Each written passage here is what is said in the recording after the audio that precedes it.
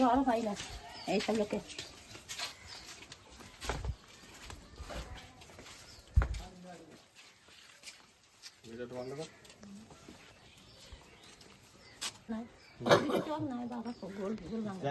কুড়ি বছর পরে দিচ্ছে না তো ওই সব লোকের একটা বেকার বেতন নাই, ওই সব লোকের একটা ঘর নাই।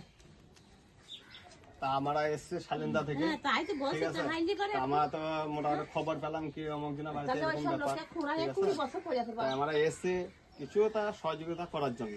কেন আমরা তো বেশি কিছু পারবো না, যেটুকু আমরা পাচ্ছি এখন মানুষকে সেটুকু হেল্প করছে। আরো আগামী দিনে আমরা আরো হেল্প নিয়ে আসছি, আমরা আরো মানুষের পাশে দাঁড়ানোর জন্য।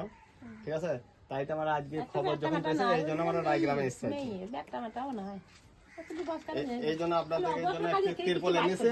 ঠিক আছে, বুঝতে পেরেছেন? তাই তিরপলটা আপনাদেরকে দিলাম, যাতে দোয়া করবেন আমাদেরকে যেন আরো যেন করতে পারে।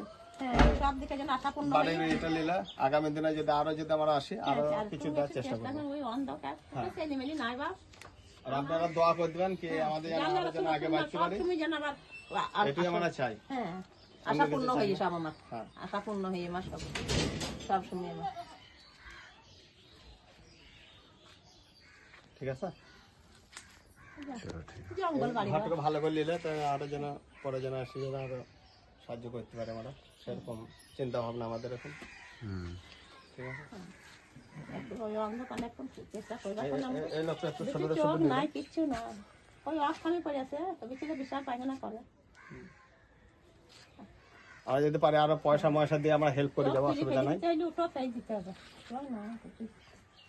আরো কিছু দিয়ে যাবো আমরা, কেবল আমরা শুরু করেছি।